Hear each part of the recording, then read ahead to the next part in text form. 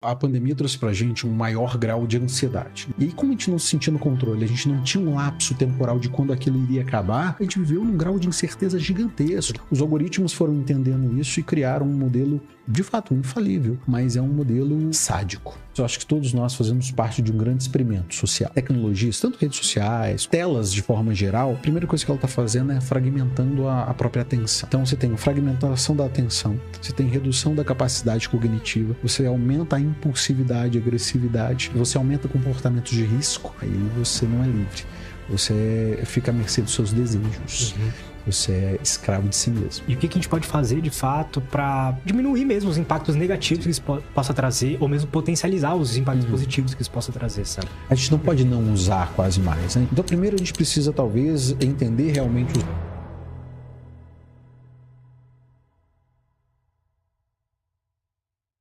Estamos começando mais um Lutz Podcast. Hoje eu tenho a honra de receber Rafael Nunes. Muito obrigado, cara, pelo convite. Eu desmarquei várias vezes, pessoal, e eu agradeço a sua paciência em ter aceito aqui o convite, ter remarcado com a gente. Prazer estar aqui.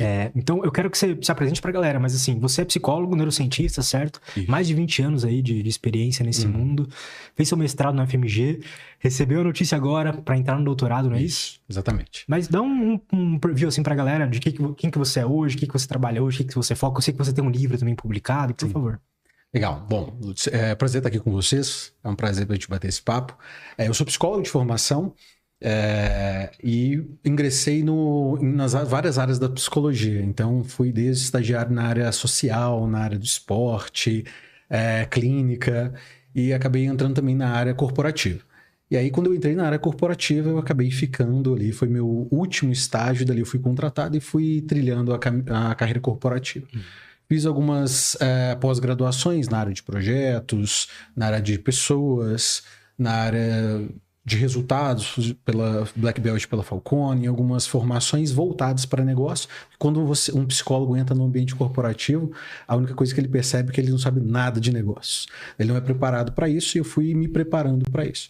Depois que eu fiz algumas pós-graduações e alguns cursos de extensão na área de negócio, eu percebi que por mais que a gente saiba de processo, a latência maior para gerar resultado, impacto, são as pessoas. E aí eu fui sentindo que precisava de conhecer um pouco mais de pessoas. Concomitante a isso, eu fui chamado para ser professor. E aí comecei dando aulas, e aí foi quando veio o interesse pelo mestrado em neurociência, para compreender um pouco mais a fundo o comportamento humano. E algumas extensões na área de neurociência, alguns outros cursos. Continuei, então fui até gerente executivo na área de gestão de pessoas e processos, cultura, universidade corporativa, gestão de desempenho, e depois fui convertendo a minha carreira para a área de educação corporativa, como palestrante, treinador, dando treinamento para empresas, consultoria, e hoje fico por conta desse tipo de trabalho. E agora acabei de ingressar no doutorado em neurociência também na UFMG. Pô, legal demais. E o seu doutorado, me corrija se eu estiver errado, mas vai envolver IA aí. Sim. E daqui a pouco a gente pode falar um pouquinho mais sobre isso, né? Mas, pô, é algo muito maneiro de a gente começar a olhar para isso como um fenômeno que tá rolando. Exato. Como que o nosso cérebro vai reagir a isso. Exato. Né? Tem muitas variáveis que interferem no comportamento humano. E a IA, com um sistema cognitivo estendido, ali ele tem um impacto muito grande, né? A gente já vem de um impacto grande das tecnologias, das redes sociais, e a IA vem com um outro impacto acessório e talvez de valor muito maior do que a gente imagina. Pois é. E bom, até tem a ver com isso, né? Um pouco da temática que a gente escolheu para servir como base para esse episódio. Sim. A gente pode ir por vários caminhos, mas a temática que a gente escolheu, que é justamente como que nosso celular, a gente pode pensar, deixar mais abstrato, como que a tecnologia, talvez, como que a nossa relação com isso tudo, com essas coisas novas, talvez, entre aspas, destruiu a nossa capacidade atencional, talvez tenha trazido algum malefício na nossa cognição. Então, um pouco que eu queria explorar aqui com você hoje, esses temas, sabe? Legal. Então, pra gente começar, cara, a gente vê muito algumas pessoas falando sobre isso, que a pandemia foi uma virada de chave em vários aspectos, né? Sim. E quando a gente olha para corporativo, por exemplo, a galera começando a fazer mais home office, o caramba. Mas você vê a pandemia como algo que modificou para sempre a forma que a gente se relaciona com tecnologia e, consequentemente, talvez um ponto de não retorno, assim, de como que era o nosso cérebro antes Como que ele tá se tornando agora, assim? Eu acredito que a pandemia acelerou uma tendência inevitável.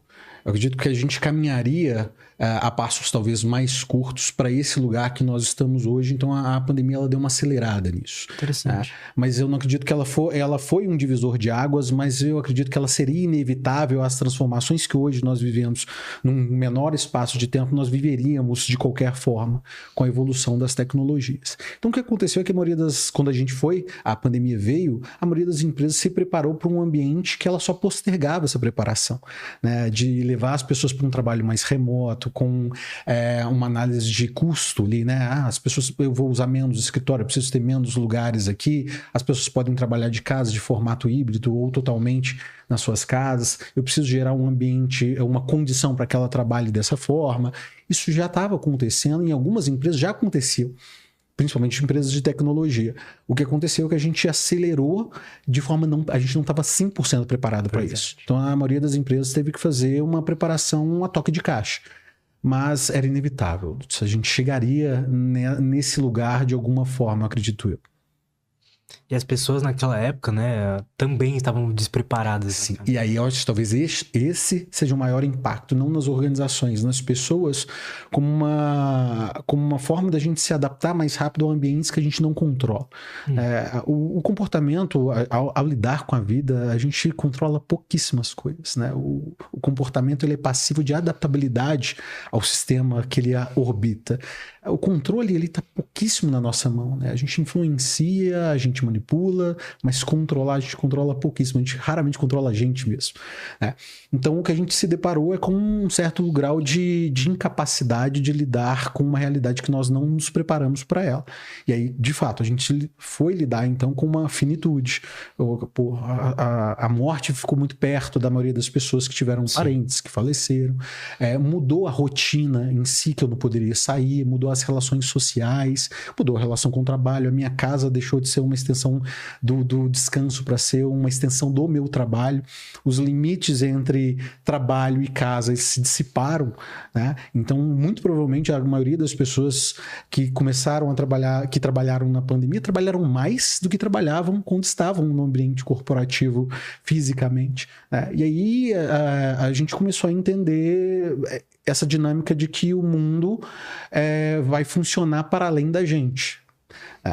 E aí, quando a gente começou a retornar, o mundo começando a voltar ao que era antes, havia-se uma expectativa de que, olha, a gente vai herdar um modelo híbrido ou um modelo de ficar em casa na maioria das empresas. E gradativamente a gente foi observando que não, que a maioria das empresas foram voltando com os funcionários presencialmente.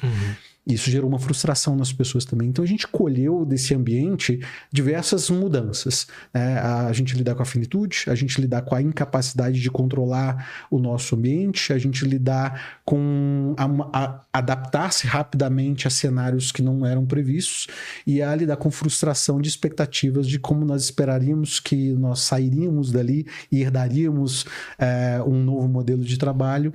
E a gente herdou, talvez, a mesma coisa. E uma coisa interessante que eu via muito na pandemia era que sairemos melhor da pandemia. As pessoas sairão melhor desse ambiente. E eu não acredito que foi isso que aconteceu para a grande maioria das pessoas.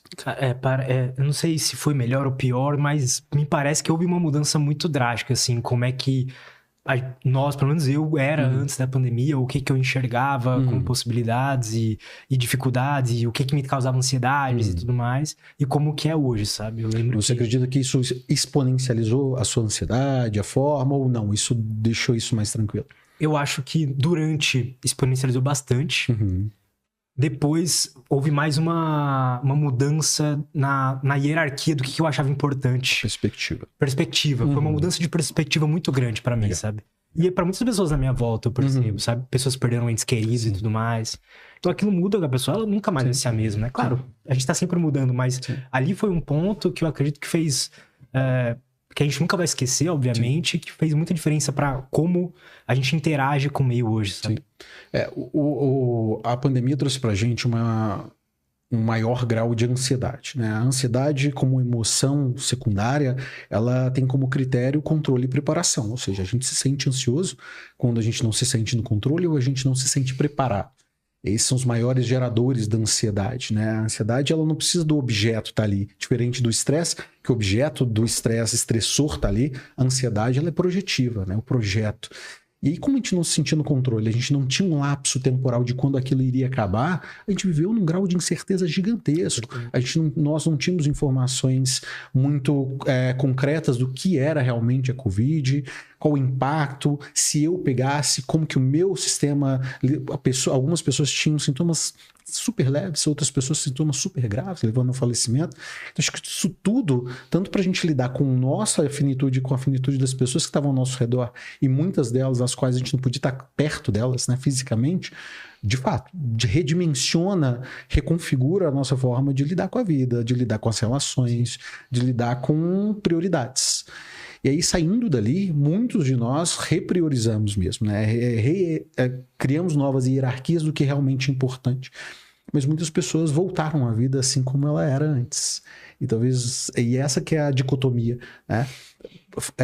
Foi muito pessoal. Foi muito pessoal. Tanto que a gente fala, pô, eu odeio ficar em home office. A gente vai falar isso. Mas a gente vai falar, nossa, eu achei um absurdo não poder continuar. Exatamente. Então é muito subjetivo mesmo, é muito pessoal. Exato, é muito pessoal. Eu tive contato com várias pessoas que disseram, olha, eu não vi a hora de voltar.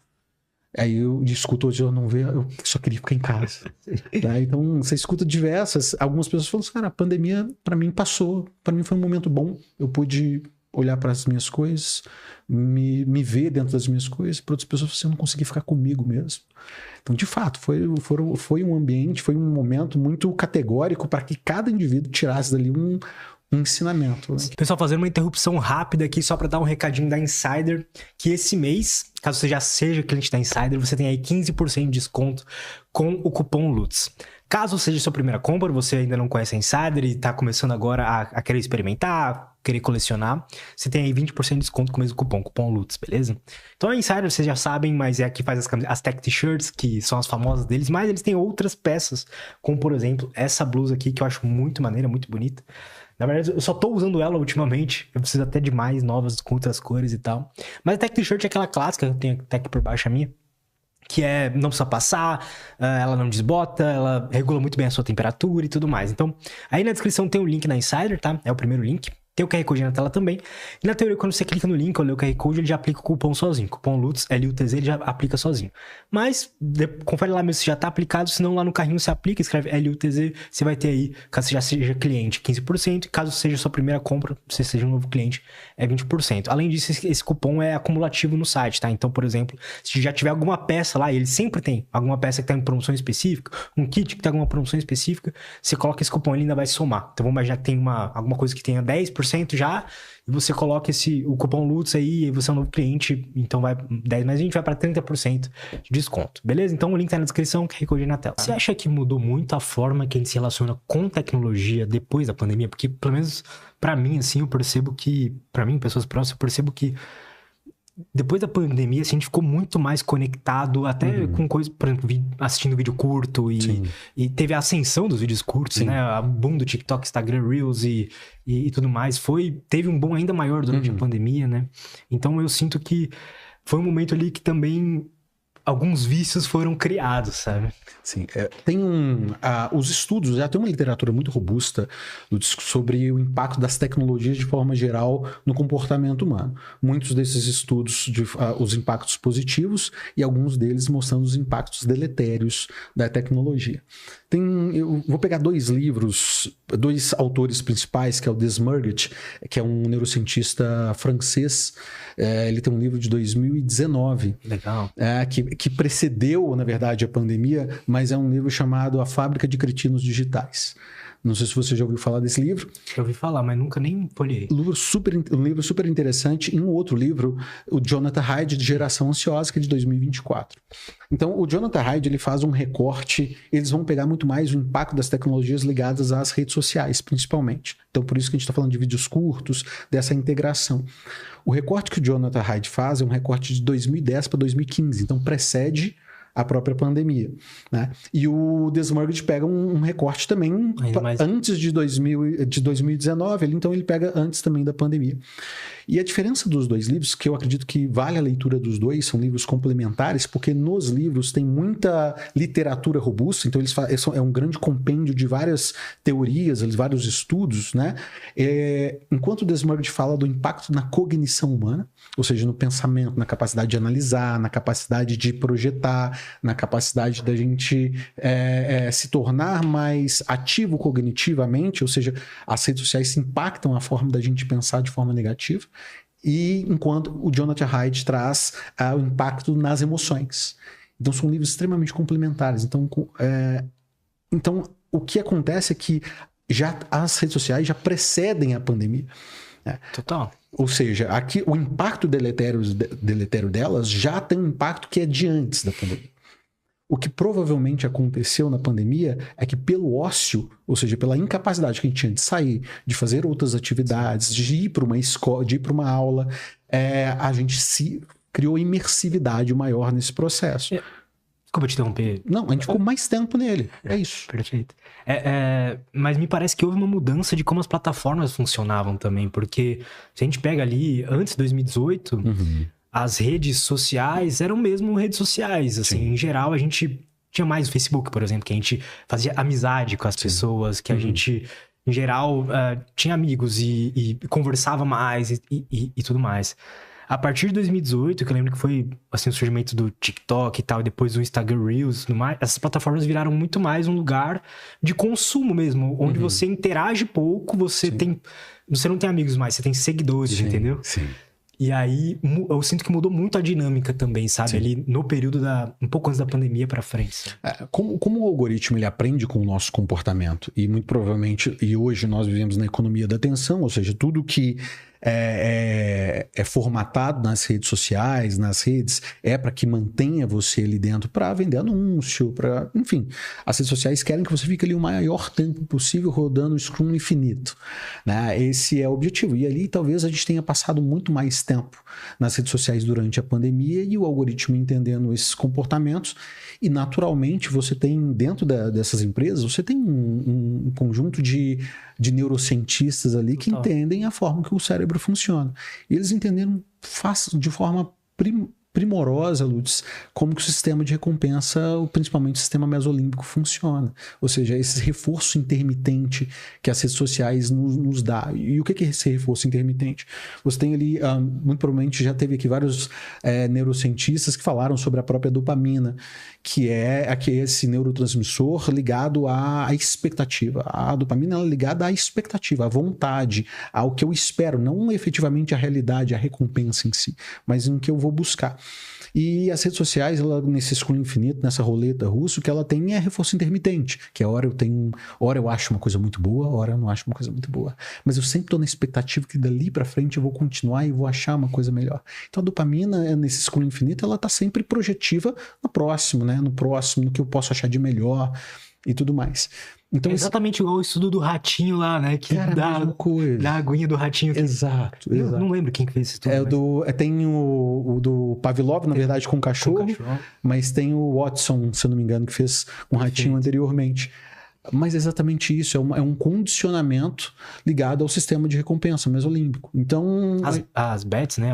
Tipo, o tigrinho funciona exatamente assim, né? Exatamente. E o que é mais interessante, que como modelo de negócio é um modelo quase que infalível, mas é pavorosamente custoso para o ser humano, né? Porque no modelo de como um tigrinho, por exemplo, você tem ali uma roleta. E aí tem um negócio chamado expectativa de quase ganho, né? Então você tem que alcançar 3 maçãs. Aí o primeiro vem uma maçã, o segundo vem uma maçã, o terceiro vem a maçã, mas para na banana. Aí foi quase, você fala assim, nossa, foi quase, da próxima. Ou seja, eu joguei mais dopamina da próxima porque quase ganhei.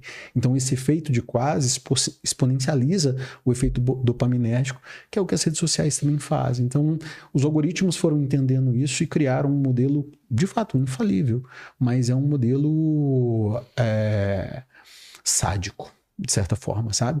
Do ponto de vista... Gostei dessa palavra, cara. Você aprofunda nisso, que é interessante. Porque eu acredito, tem um livro do Palazzo que chama The Dark Partner, que é o lado sombrio, e ele fala sobre ética empresarial.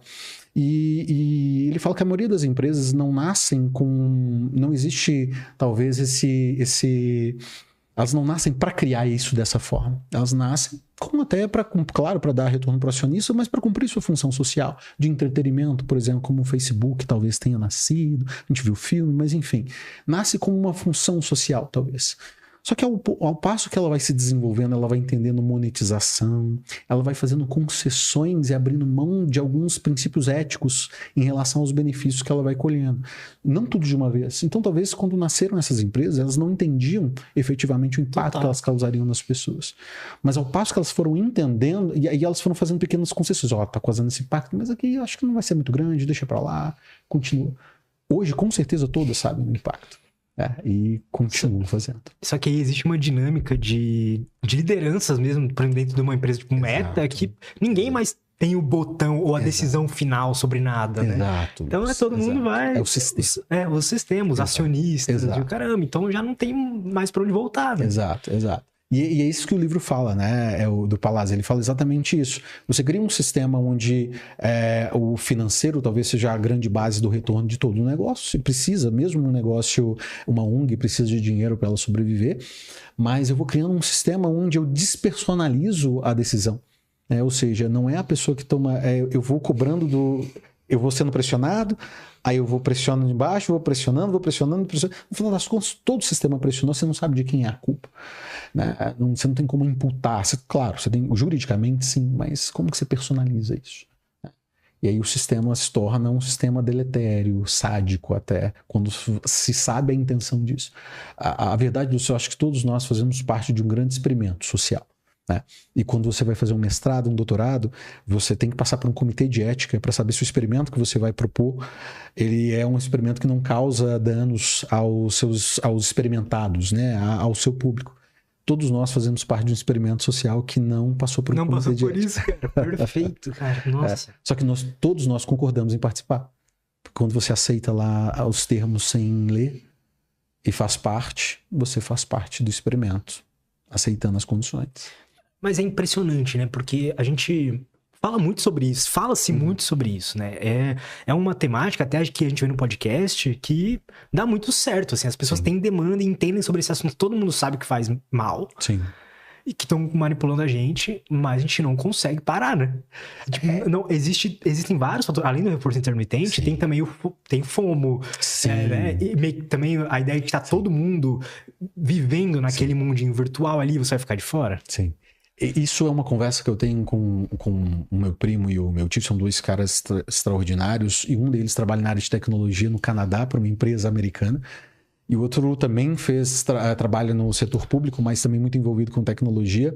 E quando vieram as IA, a IA se tornou popular, né? Aberta, na verdade, que a IA sempre existiu, desde Turing ali, mas quando ela se tornou aberta, eu já havia uma questão, eu já tinha um incômodo em mim sobre o impacto das IAs, porque diferente, tem uma teoria do Clark Chalmers de 1998, que fala de cognição estendida. O que é cognição estendida na sua pequena base? Quando você escreve, você está aprendendo alguma coisa, você escreve alguma coisa no caderno para depois você ler, isso é uma cognição estendida. Você terceirizou para o caderno um pedaço da sua memória. Aquele conhecimento não está no teu cérebro, ele não está numa rede sináptica, num engrama, ele está ali no caderno. Então você já estendeu para fora como se fosse um pequeno drive externo, mas físico. E aí a gente começou a fazer isso para agendas telefônicas. Hoje a gente não sabe qual é o telefone de ninguém. Começou a fazer isso para o Waze, para o Google Maps. Você não precisa saber. Cara, às vezes eu me sinto um imbecil, porque tem um caminho que eu faço que é praticamente todo dia e eu não sei fazer sem o Waze. Exato. Você terceirizou a cognição decisória para um agente externo. E aí a gente faz isso, sempre fez isso. Durante muitos anos a gente fez isso. Qual que é a diferença, Lutz, da gente terceirizar, então, uma memória, uma cognição simples para uma IA, por exemplo, que é o que acontece com a IA hoje, que é o objeto do meu estudo no doutorado? É que a IA é um agente cognitivo ativo. ela não só é um repositório de informação, ela é um tomador de decisão. Verdade. Ela é um tomador de decisão analítico. Então, muitas vezes, do que você imputa para ela, ela te dá resposta sem que haja nenhuma interferência analítica da tua parte. E se você não toma aquilo ali como algo a ser lido, relido, repensado, avaliado, você simplesmente terceirizou para a IA uma cognição, parte da sua cognição, parte da sua decisão, parte do seu pensamento crítico, analítico. Quanto mais você vai fazendo isso, mais você vai atrofiando as áreas ligadas a esse tipo de cognição. Então, no momento de resgate, ou seja, no momento... Então, imagina que você usa a IA para melhorar um e-mail teu. Né? E aí você vai fazendo isso. Então, lembre-se que quando você começou, você escrevia o e-mail todo bonitinho, com pontuação, com uma linha de pensamento. Aí, a partir do momento que você foi entendendo, se você errasse uma palavra, ela corrigia. Se você errasse a pontuação, ela entendia. Você começou a entrar com menos acurar, com menos cuidado. Você começou a pontuar menos, falar de qualquer jeito quase, e ela te devolve a resposta bacana. Ou seja, para de usar e tente escrever um e-mail. Cara, eu sou a prova viva disso, cara, porque eu fui hard user, assim, de IA desde o comecinho. Como curioso. Assim como eu. E eu escrevia muitos roteiros, né, pra outros canais no YouTube. E aí, no começo, quando eu falei, caramba, isso aqui é genial, é sensacional e tal. E eu achava que eu escrevia bem. E aí eu comecei a usar muito IA, assim, né? E eu falei, pô, mas eu escrevo bem, mas às vezes eu consigo... Às vezes eu tô com branco, por exemplo. Sim. Ela vai lá e complementa pra mim. Maravilha. E melhor do que a gente, às vezes eu era muito ruim com pontuação. Ela arrumava pra mim. Só que hoje eu pego pra escrever uma coisa, assim, do zero, cara, eu travo completamente, assim. Se não for algo que eu tô muito empolgado, que eu tenho muita noção de como é que tá, eu vou travar. Eu perdi muito dessa capacidade de escrita criativa, sabe, depois da IA. Isso. Então imagina você que aprendeu no modelo tradicional, no modelo analógico, num livro e tudo mais. Agora imagina uma criança que hoje está sendo alfabetizada ou ensinada ou educada com esse modelo. Então a gente também já muda a forma. Então qualquer geração usando terá um impacto. Mas a minha geração, por exemplo, eu sou 40 mais, é uma geração que aprendeu através de livros. Nós não somos nativos digitais. Então o aprendizado digital veio a posteriori, a nossa formação básica. Agora imagina quando a formação básica ela não é munida desse tipo de conteúdo hard. E aí eu vou ter uma deficiência em algum grau da capacidade crítica, de pensamento, analítica dessas pessoas. O Steven Pinker fala que nosso pensamento é linguístico. Né? A gente pensa linguisticamente. E quando você reduz a capacidade lexical das pessoas, você reduz a capacidade de pensar das pessoas. E aí a gente entra numa toada problemática. Agora... Lutz, eu não estou sendo ludista, tá? O ludista que na era industrial, aqueles colaboradores que falam assim, olha, as máquinas vão tomar o nosso lugar, vamos quebrar as máquinas têxteis da indústria têxtil lá, por melhores condições, eles lá quebravam porque achavam que as máquinas iam tomar o lugar deles. Ou seja, eu não sou contra, né? Mas a gente precisa analisar com critério o impacto que elas vão ter na nossa cognição, porque a gente não está parando para pensar nisso, ou pouquíssimas pessoas estão parando para pensar, a gente está num uso indiscriminado. Né? Total, cara. E assim, para quem né, trabalha ou trabalhava, assim, todo mundo vai acabar envolvendo criatividade no trabalho, né? Mas vamos pensar em trabalhos assim, por exemplo, mais escrever uma coisa, até escrever um e-mail, ou o que seja, ou falar com alguém e tal. Você quer falar alguma coisa pro seu chefe, você vai perguntar pra ele, cara, como que eu falo? Como que eu chego nele e falo uma coisa, entendeu? Então a gente tá terceirizando vários aspectos nossos, várias questões que poderiam gerar talvez uma inteligência emocional maior e várias coisas pra IA fazer, né, cara? Exato. Só que aí vira uma coisa também que, por exemplo, se eu não usar hoje, eu fico muito pra trás, entendeu? Maravilha, você chegou no ponto da minha discussão com esse meu primo, que é o que trabalha numa empresa de tecnologia de ponta dos Estados Unidos, e o meu tio. A gente chegou, ao passo que nós fomos discutindo essa temática, ele chegou um dia para mim e falou uma coisa extraordinária. Ele falou assim, cara, eu não tenho opção de não usar. A minha empresa exige que eu use. Então eu não tenho opção de não usar. Então todos nós somos impelidos de uma certa forma a quase esse FOMO também, né? Eu não tenho como não usar, senão eu vou ficar para trás e tudo mais. E esse que é o ambiente do sistema, né? E aí, para e pensa uma coisa, Lutz. Pensando que, vamos pensar num modelo de retorno de negócio. Qual que é o objetivo central de lucratividade da maioria das empresas? É lucro infinito e custo zero, né? O que toda empresa pensando em retorno financeiro quer? Lucro infinito, custo zero. Quanto mais eu conseguir aumentar o meu lucro, mais eu conseguir reduzir o meu custo, maior é a minha margem, maior o retorno para mim. Esse é o melhor dos mundos. A IA veio para exponencializar desempenho, né, de uma certa forma, porque ela associa muito mais rápido que o humano. Ela faz ligações milhões de vezes, mas ela é muito melhor nesse tipo de associação que nós, seres humanos. Só que existe uma dicotomia entre desempenho e autonomia. Porque a menor velocidade para uma entrega de qualidade será a nova velocidade padrão. Ou seja, se você demorava antes 2 horas para fazer um relatório e hoje você entrega o mesmo relatório em 15 minutos, você vai ser cobrado agora em quanto tempo? Exato. Em 15. Só que nesses 15 minutos você teve a capacidade, então, de analisar o próprio relatório que você gerou. Se você não teve a capacidade de analisar, você melhorou o desempenho e reduziu sua autonomia. A sua capacidade de análise daquele conteúdo ficou menor. Ou seja, a gente está aumentando o desempenho no curto prazo, mas a gente está reduzindo a autonomia das pessoas e o desenvolvimento cognitivo delas no médio e no longo prazo. Existem alguns estudos, cara, rolando, porque hoje tem muito vibe coding, né, também, para os desenvolvedores e tal. Uhum. Eu vi alguns estudos comparando, por exemplo, o uso do vibe coding versus o codar normal, raiz e tudo mais. E o que eles encontraram, né, é que, assim, o cara que programava usando vibe coding, ele tinha uma percepção que ele estava fazendo muito mais e muito mais rápido. Né, enquanto o outro, uma coisa muito mais lenta. Só que no final do dia, os dois produziram a mesma coisa, sabe? Que talvez ele tinha que fazer algumas correções. Corrigindo, voltava, não sei o quê. Porque a programação tem muito isso, né? Eu não sou programador, mas assim, eu tenho alguma experiência com isso. Você tem, antes de você criar dependendo do tamanho daquele programa, você vai planejar ele, né?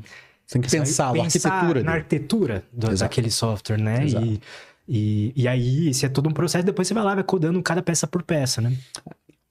As IAs, elas deliram, né? Elas não têm, o nível de acurácia dela não é tão grande assim. Então, muito ainda tem que se corrigir do que é feito. Só que o que é interessante é que eu preciso de alguém com conhecimento prévio para fazer as correções. Então, é a mesma coisa de eu trazer a aprendizagem de uma IA, eu passo para a IA e faço uma pergunta assim: quem descobriu o Brasil? Se a IA falar assim, foi Dom Pedro I. Se eu não tiver o conhecimento prévio para avaliar se aquela informação é correta, eu aceito aquela informação. Então, eu passo o erro para frente. Então, até para usar IA, você precisa de um nível de conhecimento prévio. O que a gente talvez não está tendo quando eu falo de pessoas com uma capacidade ou mais novas ou com uma capacidade de conhecimento menor. Né? Cara, tem uma coisa interessante sobre IA também, é que, esse tipo de pergunta, assim, né, mais objetivo e tal, mas quando, por exemplo, pergunto o que é melhor para o Brasil, sei lá, vou pegar um tema polêmico aqui. Armamento para todo mundo ou não?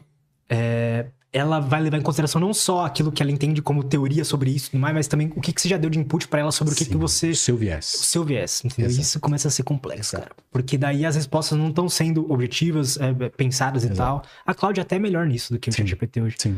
Mas, né, e o que vai ser mais gostosinho pra você ver, né, cara? Exato. E esse também é outro problema, né? Eu alimento, todos nós temos diversos viés. Todos nós... o interessante, e você já teve aqui vários neurocientistas, é que todo mundo quer mudança, ninguém quer mudá-los. O cérebro, ele é todo aparatado para neuroplasticidade, para mudança, para aprendizado, mas mudar é metabolicamente caro. Gasta muita energia. Gasta energia, é caro. Então, há uma naturalidade da gente manter esses comportamentos, terceirizar, de reduzir o custo metabólico em relação a uma projeção de eficiência. Então, naturalmente, a gente vai fazer isso. E a máquina, como ela aprende com o nosso comportamento, ela vai entender as nossas preferências, assim como o TikTok, o Instagram, ele vai mostrar para você aquilo que você mais consome, porque ele sabe que ali, quanto mais ele mostrar aquilo para você que é do seu interesse, mais você vai rodar o feed ali eternamente. Quantos de nós falamos assim, vou ficar aqui 10 minutinhos, na hora que você viu, passou 1 hora quase, você estava ali consumindo informação. E aí todos nós temos vieses. Eu acredito em 3 vieses em temas polêmicos, 3 vieses que são os maiores que hoje a gente pode observar nas pessoas. Um é o viés da confirmação da hipótese. Ou seja, a gente acredita tanto em algo que quando vem uma informação diferente do que a gente acredita, a gente tende a não levar em consideração a informação mesmo, ela muito bem pautada em uma ciência ou com dados reais. A gente exclui a informação. Tem outro viés que é o viés da falácia ad hominem, que eu gosto tanto de uma pessoa, de um ente político, de um ente empresarial, que não importa a bobagem que ele ou ela fale, eu acredito que ele representa a minha ideologia. E o oposto é verdadeiro, né? Eu odeio tanto aquela pessoa que mesmo que ele fale algo super importante, interessante e real, eu vou ignorar porque ele não representa os meus valores, as minhas crenças, as minhas ideologias. E o outro viés é o viés da representatividade, que a gente se cerca de pessoas que se parecem com a gente, pensam parecido com a gente. E a gente chama aquele ciclo de bom senso, né? Como se o bom senso existisse. E o bom senso é uma grande falácia. Não existe bom senso, existe o meu senso. Repare que quando você pede bom senso para alguém, você pede que essa pessoa tenha um senso parecido com o seu, ou um senso que no mínimo você aceita. Então, o seu bom senso, ele é parcial, seletivo e tendencioso. Ele é um viés. As redes sociais entendem isso, o ChatGPT, o Cloud, os modelos de IA entendem isso e eles vão tender a mostrar para você aquilo que mais conversa com você. Então, se você é pró-armamentista, muito provavelmente a resolução a resposta da sua pergunta vai estar ligada ao armamento para tudo. Se você é mais pacificador, ele vai provavelmente responder. Então, de fato, a IA ela se torna imagem e semelhança da gente. Ela mente bem igual a gente. Sim. E você viu uma epidemia, para usar um termo que tem a ver com o que a gente está falando, de AI-induced psychosis, tipo, psicose induzida por IA. Sim, sim. E tem até o ChatGPT, a OpenAI, assim, soltou um relatório sobre isso e tal, quantos estariam tendo psicoses, assim, induzidas por IA. Acho que foram até então 640 mil pessoas. Nossa, não tinha esses dados todos. E assim, é muito interessante, assim, eu queria muito... Até produzi uma vez uma ideia que eu tive de produzir um documentário sobre isso, de eu viver 30 dias fazendo o que a IA me mandava, assim, mas aí um cara já fez isso. Uhum. E aí ele propositalmente fez a IA induzir uma psicose nele, assim, né? Que loucura. E aí ele não ficou psicótico porque ele fez tudo controlado, sim, ele sabia, sim. Mas é muito louco você ver o que a IA fala. Então eu vou te dar um exemplo de uma coisa que ele fez. Ele pegou um desenho ultra realista, assim, de um cavalo, sei lá o quê, e falou, IA, esse aqui é um desenho que eu fiz quando eu tinha 3 anos de idade. Aí a nossa... Você, então, provavelmente é o maior desenhista que já pisou nessa terra. Ele falou assim... Ele vai lá e fala assim...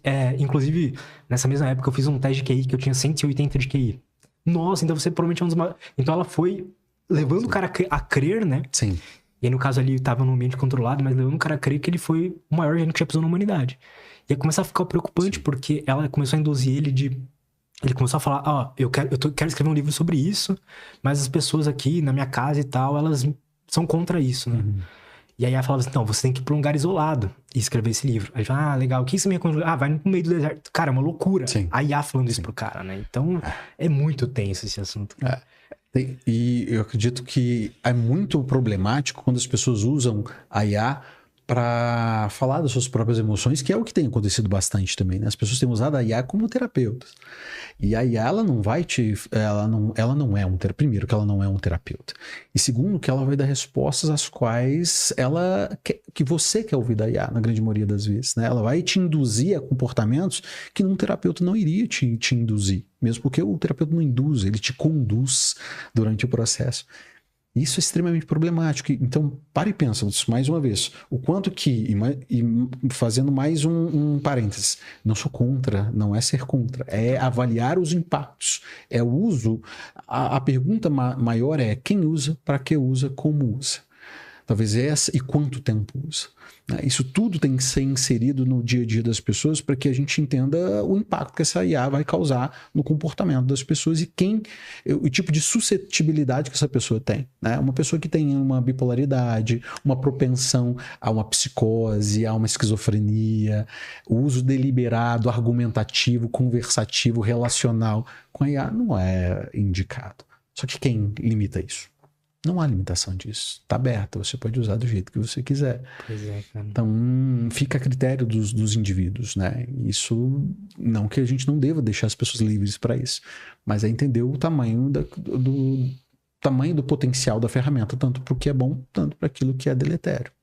Quando você pensa em prejuízos cognitivos, não só do uso da IA, assim, mas do uso exagerado também de rede social e tudo mais, o que você enxerga, assim, se a gente pintar um quadro aqui de uma pessoa que, por exemplo, passa 8 horas por dia, 6 horas por dia em rede social e tudo mais, o que ela pode esperar que aconteça na cognição dela nos próximos 5 anos, por exemplo?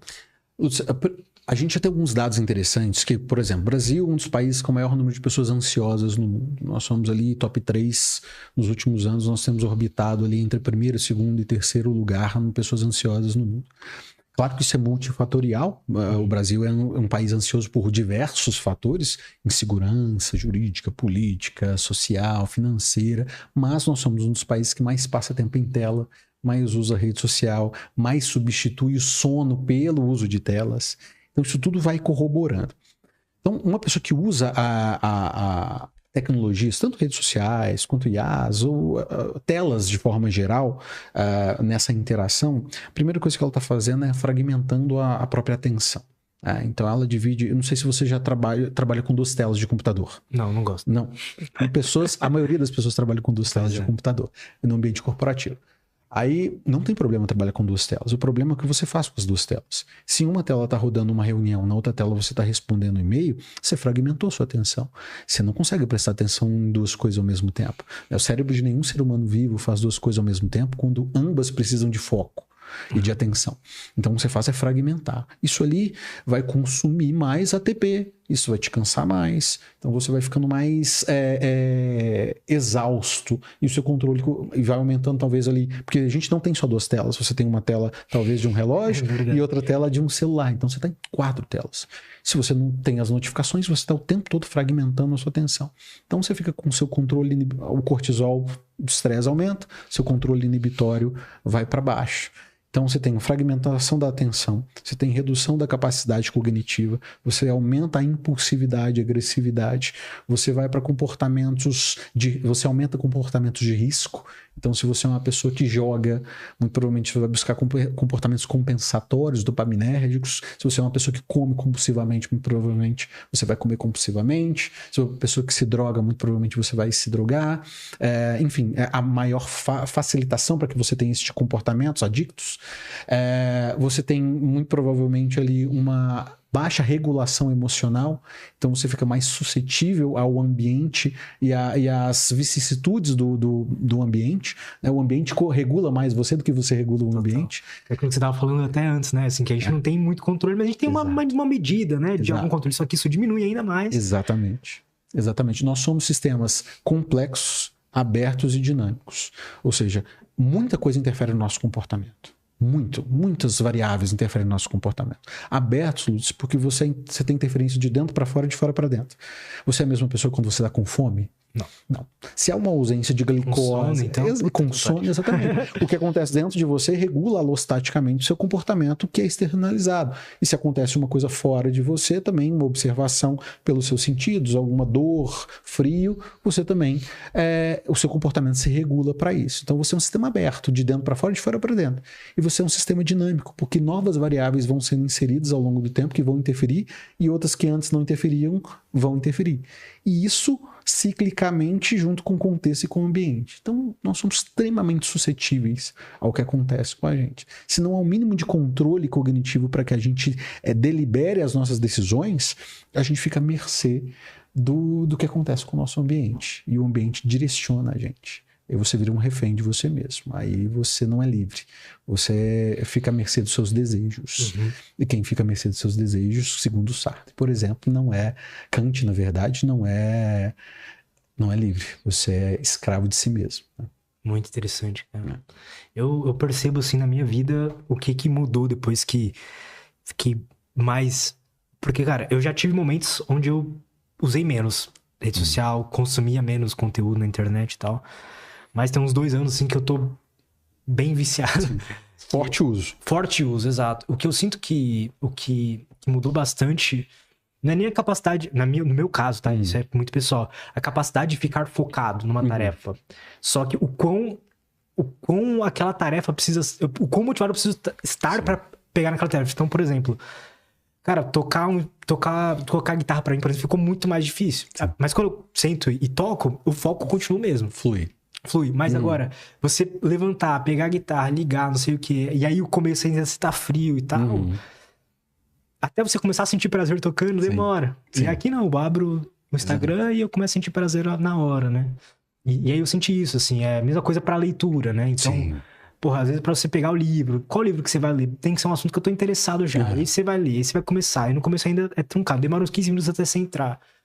E aí aqui eu abro o Twitter e tô, entendeu? E às vezes, muitas vezes, eu não tô vendo besteira, eu tô vendo uma coisa que aparentemente interessante, produtiva e tal, mas nada daquilo tá sendo agregado de fato, né, pra mim. Então eu sinto que foi isso, assim, ficou muito mais difícil eu engajar em tarefas que o esforço é maior, sabe? Sim. As redes sociais, a tecnologia, principalmente as redes sociais, elas trazem essa dificuldade do longo prazo, né? Tudo o feed, ele traz o benefício do curto prazo. Você vai ali ativar o sistema mesolímbico, recompensas de curto prazo. Nós, naturalmente, como seres humanos, nós já temos um sistema curto prazista. Ou seja, se eu perguntar para você o que você gosta mais de comer, uma salada ou um hambúrguer, muito provavelmente você vai falar hambúrguer, porque o valor calórico de gordura e de açúcar, que é o que traz energia, vontade e palatabilidade, é muito maior do que o valor de um alface, né? Ou seja, o valor do alface ele não está no alface, o valor do alface ele é aportado. Eu coloco o valor no alface. O que é o valor da alface? É o paladar? Não. É eu emagrecer, é eu ter um intestino mais regulado, ou seja, eu tenho que olhar aquele benefício como longo prazo. Então, nós, naturalmente, como seres humanos, já somos curtoprazistas. A gente sempre vai buscar o maior valor no menor espaço de tempo. Sempre que eu digo assim, a maior probabilidade do nosso comportamento é o que eu ganho com isso, quanto tempo demora para eu ganhar isso. Isso, naturalmente, a gente vai fazer. Quando a rede social, o algoritmo entendeu isso, maravilha, eu vou usar de um sistema que já é favorável para isso, para eu exponencializar isso. Então, as pessoas não vão precisar de pensar mais no longo prazo. Então, curto prazo é a maior vantagem. Então, deixou isso mais latente para a gente, muito mais latente. E quando você se acostuma com esse benefício de curto prazo, você abrir mão dele para aportar valor numa coisa que não tem tanto valor do curto prazo, é mais custoso. Envolve você ativar as regiões ali frontais, pré-frontais, principalmente projetivas, de benefício de longo prazo. É abrir mão de algo agora para ganhar algo lá na frente que você nem tenha certeza que vai ganhar. Então é o exercício metacognitivo. Né? É como se esse sistema de recompensa tivesse ficado muito mais mimado, né? Exato. Ele está muito mais hiperativado. Ele está hiperativado. O tempo todo ele é ativado. Então antes era um sistema para aportar valor para a gente não morrer. Então ele falou assim, olha, tem uma fomezinha ali e a gente sabe que tem uma frutinha legal ali. Vamos lá. Pô, tem uma fruta legal lá, vamos lá. Pô, chama a fruta. Aí, maravilha. Ou e se a gente migrar, vai ter outra... Aí é para aportar valor, senão nós não teríamos quase o desejo, né? Uma vontade de fazer as coisas. Então foi um sistema ligado à sobrevivência. Só que quando ele é hiperestimulado, ele fica ligado a essa forma de ser mimado, né? De o tempo todo a gente buscar isso. E para a gente aprender algo novo, ou para a gente se engajar em algo, você precisa de foco, de emoção. Quais são, primeiro, do foco? Vamos dar um passo antes. Sono. Então a gente sabe que a qualidade de sono diz muito. Depois eu preciso ter um grau de alerta bem condicionado, ou seja, depois que você almoça, por exemplo, seu grau de alerta fica mais reduzido. Você tem ali um fluxo, um negócio chamado alcalose pós-prandial, o fluxo sanguíneo é mais direcionado, você reduz o fluxo sanguíneo no cérebro, seu grau de alerta cai um pouquinho. Então você precisa de sono de qualidade, seu grau de alerta tem que estar em condições bacanas. Você precisa ter foco, ou seja, o que eu vou fazer? Vou tocar? Então é isso que eu quero fazer. Depois eu tenho que ter a motivação. Né? Por que eu estou aprendendo isso? Isso é motivador para mim? E motivação você tem dois lugares, né? Você pergunta para uma pessoa que trabalha assim, por que você trabalha? Aí as duas pessoas trabalham no mesmo lugar. Uma pode responder assim, eu trabalho porque eu quero mudar o mundo através do meu trabalho. E aí você pergunta para outra e ela fala assim, eu trabalho porque eu tenho contas para pagar. As duas estão motivadas, só que uma busca a motivação num lugar e a outra motivação está na fuga da perda. A motivação dela está em não querer perder, enquanto na outra está em querer construir, em buscar.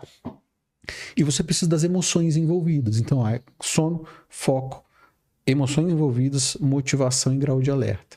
Tudo isso você precisa para você aprender algo novo, para você se engajar em algo novo. Ou para você se engajar numa tarefa, que é tudo que a gente quase não tem quando você fica à mercê ou demasiadamente dependente de uma rede social ou dessa dopamina mais rápida, né? Cara, e aí, quando a gente pensa em, olhando pro lado da neurociência, assim, que coisas práticas que a gente pode fazer para nosso dia a dia, o que a gente precisa tomar cuidado, assim, o que a gente precisa evitar e o que a gente pode fazer de fato para, assim, quando a gente olha para nossa relação com tecnologia, cara, a gente praticamente não tem mais volta, né? Assim, muito difícil, a não ser que você consiga ir morar no meio do mato e tal e largar tudo. Mas, assim, para diminuir mesmo os impactos negativos que isso possa trazer, ou mesmo potencializar os impactos positivos que isso possa trazer, sabe? Eu acredito que hoje a gente tem uma atuação de redução de danos, né? Ou seja, a gente não pode não usar quase mais, né? A gente não tem muito essa escolha de não usar. Então, primeiro a gente precisa, talvez, entender realmente os impactos que ela tem. Então, vamos pensar de uma forma ampla, tá, Lutz? Primeiro, a gente precisa de, socialmente, entender o impacto disso para a gente promover algum tipo de regulação. Né? Entenda que regulação é o entendimento do impacto e a contrapartida, ou seja, as empresas assumirem o impacto do que elas realmente estão fazendo. Não é regulação de conteúdo, não é isso que eu estou querendo dizer. Eu estou querendo regulação de entendido o impacto, a gente regular como que esse impacto pode ser reduzido, ou pelo menos as pessoas podem estar cientes de forma consciente desse impacto. Esse é o primeiro ponto. Então, a regulação. Primeiro, esse lugar. Depois, nós, enquanto não há essa regulação, algumas reduções de danos. Tem uma frase do Daniel Kahneman que fala que nós não fomos preparados para o mundo que a gente vive hoje. O cérebro não foi preparado para o mundo que a gente vive hoje. 99% da nossa evolução, mais de 99%, não tinha tecnologia. Então, nosso cérebro ainda é um cérebro antigo e um mundo novo. Então, o que a gente está fazendo hoje é um puxadinho. Nosso cérebro está todo cheio de más plasticidades, né? A gente se adaptou a um ambiente ruim. E a diferença é que a gente acha que plasticidade é boa o tempo todo, né? E plasticidade não é boa o tempo todo, né? Não é sinal de saúde a gente está bem adaptado ao mundo que é doente, né? Então, isso não é... Isso é forte. Exatamente. Isso é uma frase de um filósofo indiano. Não é sinal de saúde a gente estar bem adaptado ao mundo que é doente. Então, a plasticidade, ela vem para a gente se habituar ao comum. O comum nem sempre é ético, o comum nem sempre é moral, o comum nem toda evolução é um progresso real. Então, a gente se adapta ao que é ruim também. Então, primeiro você entender ao que você está se adaptando. Então, entenda o impacto dessas adaptabilidades. E a gente vai ter que dar um passo para trás, entendendo que o nosso cérebro analógico há uma vida que não ignora a tecnologia, mas que ainda se pauta na vida como analógica. Então, um ponto que traz um livro do Jonathan Haidt, Geração Ansiosa, é que ele faz um corte interessante da época onde a gente teve uma transição da geração baseada no brincar e a geração baseada nas redes sociais, na tecnologia. O quanto que no brincar, no ato analógico de brincar, você aprendia sociabilidade, competitividade, colaboratividade, você aprendia como as relações sociais acontecem. Isso os animais também fazem. Os animais brincam de lutinha, se preparando para um ambiente real, né? Eles brincam de caça, de fazer de assustar ali a mãe como se fosse buscando uma presa. Porque todas essas brincadeiras são miméticas para a própria realidade da vida, né? Então, quando a gente vai para a rua, vai brincar de esconderijo, vai brincar de alguma coisa, polícia e ladrão. Ora você é polícia, ora você é ladrão, você faz representações sociais.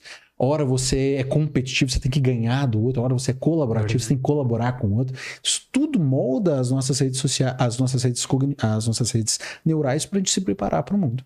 Quando a gente vai para as redes, os pais, então, nessa transição, super protegeram as pessoas do mundo real, os filhos do mundo real, e quase abandonaram eles no mundo sem regras ali, ou pelo menos que não conheciam as regras. Claramente não de forma maldosa, mas porque não conheciam esse impacto. Mais uma vez, nós fizemos parte desse experimento. Sem dúvida. Né? Então, é a gente começar a dar alguns passos para trás. Então, trabalha com 2 telas. O cérebro de um ser humano faz 2 coisas ao mesmo tempo. Tem uma frase da Suzana Herculano, neurocientista brasileira, que ela fala o seguinte: tudo que nós fazemos é não consciente, com exceção daquilo que nós fazemos uma coisa de cada vez, que é onde está o foco da nossa atenção. Ou seja, a maior parte daquilo que você faz, que nós fazemos, não tem um grau de consciência muito grande. É simplesmente uma repetição de comportamentos ao longo do tempo que foram aprendidos ali. É o que o Sapolsky fala no livro do Comporte-se, por exemplo. Né? Então, vou te dar um passo para trás e ver uma vida um pouco mais analógica. Então, reduz a interação. Só o ato de você trabalhar com o celular do seu lado ele não precisa estar... Você não precisa estar olhando, mas ele está do seu lado, ele te incita ao desejo de olhar. Então, reduz Tem estudos sobre isso também. Tem estudo sobre isso. Né? Acho que no caso era em estudos mesmo, sim, né? Era sim. No ato de estudar. No ato de estudar, o celular no mesmo local atrapalhava. Exato. Muito então, doido isso, né? Porque eu acho que existe sempre uma... A expectativa.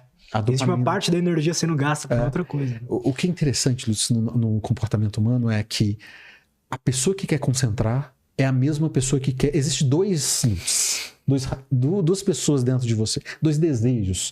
E esses desejos são conflitantes, porque você tem as sinapses inibitórias e as excitatórias. Existe um desejo de falar assim, olha, eu vou ser a pessoa que faz a dieta. E existe o mesmo desejo de falar assim, eu quero comer todo o chocolate que eu vi na minha frente. Esses dois desejos coabitam dentro de você. E aí você tem que ter ali uma maior relevância de um para com o outro, de percepção de valor, de ganho, e do tudo ou nada, das sinapses, para que o comportamento aconteça. E claramente é mais fácil você optar por aquilo que o benefício é maior no curto espaço de tempo. Então a gente tem que começar a aportar valor nas coisas que não têm valor de curto prazo. Colocar valor de fato. Então, tirar o celular um pouco de perto, ou pelo menos colocar blocos de trabalho. Então, vai trabalhar? Coloca blocos de atenção. Ninguém faz o combinado com as pessoas ao seu redor de que, se for algo muito urgente, me liga. O celular ainda serve para ligar. Né? Então, se for algo muito urgente, me liga. Tira as notificações, pelo menos aquelas notificações que são mais corriqueiras, porque ele não fique pipocando ali o tempo todo. Que se for algo muito urgente, alguém tiver com problema de saúde, for algo que você tem que tomar uma decisão, a pessoa vai te ligar porque você já tem isso combinado com ela. Evitar o uso logo ao acordar ou antes de dormir.